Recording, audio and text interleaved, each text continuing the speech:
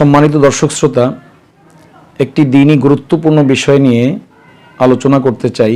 সম্প্রতিকালে আমরা দেখছি দাওয়াত ও তাবলীগের মেহনতের বিষয় নিয়ে বেশ কিছু বিতর্ক চলছে। বিশেষ করে মাওলানা সাদ কান্দালবি হাফিজাহুল্লাহ এর বিভিন্ন কিছু বিতর্কিত আলোচনা নিয়ে হাক্কানি উলামায়ে কেরাম আপত্তি তুলেছেন এবং এগুলোর ব্যাপারে বারবার তাকে সংশোধন করারও চেষ্টা করেছেন। বিশেষ করে দারুল উলুম দেওবন্দের পক্ষ থেকেও বিষয়গুলো বারবার ওনাকে শুধরানোর জন্য সতর্ক করা হয়েছে। সে বিষয়গুলো তিনি যদিও মৌখিকভাবে কখনো রুজু করেছেন বা লিখিত রুজু করেছেন, কিন্তু পরবর্তীতে তাকে আপন গতিতেই কাজ করতে দেখা গেছে। একজন মানুষ যদি তার কথা থেকে রুজু করার পর আবারও সে কাজে লিপ্ত হয় এবং সে কথা নির্দ্বিধায় বলতে থাকে, তাহলে সেই রুজু বা ফিরে আসার কি অর্থ রইল? অনেকের মনে প্রশ্ন, সাদ সাহেব এমন কি ভুল করলেন যে কারণে তিনি পথভ্রষ্ট হয়ে গেলেন? ওলামায়ে কেরাম তার বিপক্ষে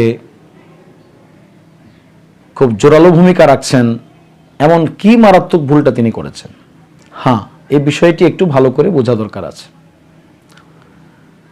মাওলানা সাদ সাহেব হাফিজাহুল্লাহর অনেকগুলো ভুলের অন্যতম একটি ভুল হলো নবী এবং রসুলগণকে আল্লাহ পাক পৃথিবীতে মানুষের জন্য উসওয়া হিসাবে, আদর্শ হিসাবে এবং নমুনা হিসাবে পাঠিয়েছেন। মানুষ কোনো কাজে, বিশেষত দ্বীনি কাজে তাদেরকে অনুসরণ করবে, সেজন্যই মূলত তাদেরকে দুনিয়াতে পাঠানো। কাজেই নবীদের সিরাত যখন আলোচনা করা হবে এবং পড়া হবে, তখন সেক্ষেত্রে অনুসরণের নিয়তে এবং সেখান থেকে কিছু শিক্ষা নেয়ার নিয়তেই তা পড়া উচিত। অথচ মাওলানা সাদ সাহেব হাফিজাহুল্লাহকে দেখা যায় তিনি নবীদের সিরাত বা জীবনী আলোচনা করতে গিয়ে এমনভাবে, এমন ভঙ্গিতে উপস্থাপন করে থাকেন যে যেন তিনি সেখান থেকে শিক্ষণীয় কিছু গ্রহণ করার পরিবর্তে নবীর উপর দোষ চাপিয়ে দিচ্ছেন, নবীর সমালোচনা করছেন, নবীর ভুল ধরে দিচ্ছেন। এই ধরনের মন্তব্য তাকে করতে দেখা যায়। তার বেশ কিছু দৃষ্টান্ত আছে, তার মধ্যে একটি দৃষ্টান্ত অন্তত আমি এই মুহূর্তে পেশ করতে চাচ্ছি।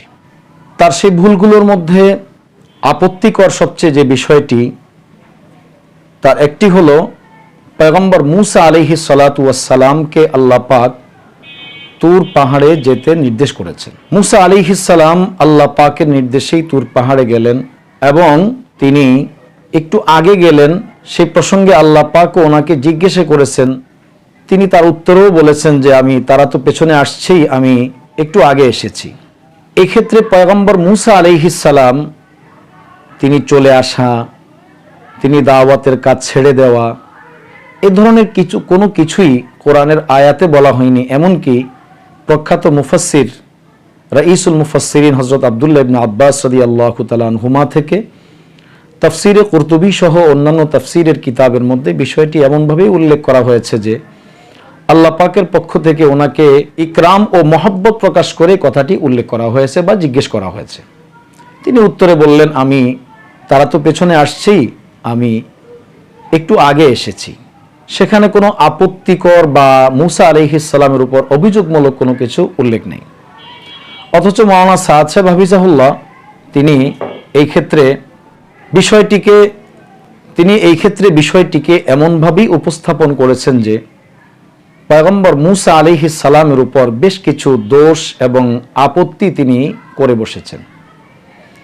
নম্বর 1, মুসা আলাইহিস সালাম দাওয়াতের কাজ ছেড়ে দিয়েছেন।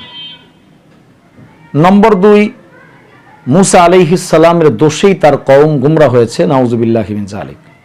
অথচ স্পষ্ট কোরআনের আয়াতে উল্লেখ রয়েছে ওয়া আযাল্লাহুমুস সামিরিয়্যু, আল্লাহ পাক বলেন যে সামিরি তাদেরকে পথহারা করেছে। যেখানে কোরআনে পাকে স্পষ্ট আল্লাহ পাক গুমরাহি এবং ভ্রান্তির নিসবত করেছেন সামিরির দিকে, আর তিনি সেখানে এই ভ্রান্তির নিসবতটা করেছেন সরাসরি মুসা আলাইহিস সালামের দিকে।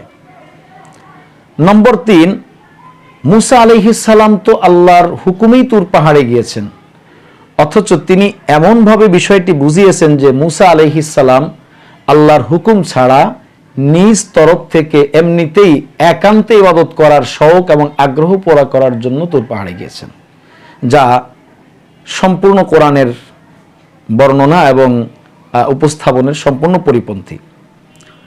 এবং তিনি মুসা আলাইহিস সালামের কারণে কওম গুমরাহ হয়েছে বলে উল্লেখ করেছেন, অথচ এমনটা কোরআনে পাকেও বলা হয়নি, আল্লাহ পাকও বলেননি। তাহলে একসঙ্গে একজন নবীর উপর কতগুলো অভিযোগ এবং আপত্তি তিনি করলেন। সত্যিকারে এই বিষয়গুলো কতটা অপরাধ, কতটা মারাত্মক অন্যায় হিসেবে গণ্য। এ জাতীয় নবীদের ব্যাপারে তিনি এমন এমন কঠিন মন্তব্য করেছেন, বিধায়ী মূলত হক্কানি উলামায়ে কেরাম, বিশেষত উলামায়ে দেওবন্দ তার এই ভ্রান্তিগুলোকে শুধরানোর চেষ্টা করে যখন ব্যর্থ হয়েছেন, কোনোভাবেই তার কাছ থেকে বিষয়টি শুধরানোর কোনো লক্ষণ দেখেননি, তখনই দারুল উলুম দেওবন্দ তার ব্যাপারে কথা বলতে বাধ্য হয়েছে যে তিনি ফিক্রি বেরাহ রবি তথা চিন্তাগত বিপদগামিতায় পতিত হয়েছেন। ফলে তার চিন্তা চেতনাই যেহেতু নষ্ট হয়ে গেছে, এখন তিনি যা বলবেন সবকিছু ভুলই বলবেন। কাজেই এই বিষয়টিকে সাধারণ কোনো দ্বন্দ্ব এবং মতবিরোধ মনে করে এইসব বিষয়কে এড়িয়ে যাওয়া আদৌ ঠিক হবে না, বরং এটি অত্যন্ত গুরুত্বপূর্ণ একটি বিষয়। তাই হক্কানি উলামায়ে কেরাম আমাদেরকে যে বিষয়গুলোর প্রতি আহ্বান করেছেন, আমাদের ঈমান আমল রক্ষার স্বার্থে আমাদেরকে এদিকেই আসতে হবে এবং এই কথাগুলোই আমাদেরকে বুঝতে হবে। আল্লাহ পাক আমাদের সকলকে এ জাতীয় ভ্রান্তিসমূহ থেকে হেফাজত করেন, যাতে উম্মত এগুলো বুঝতে পারে এবং তা থেকে বেঁচে থাকতে পারে। আমিন।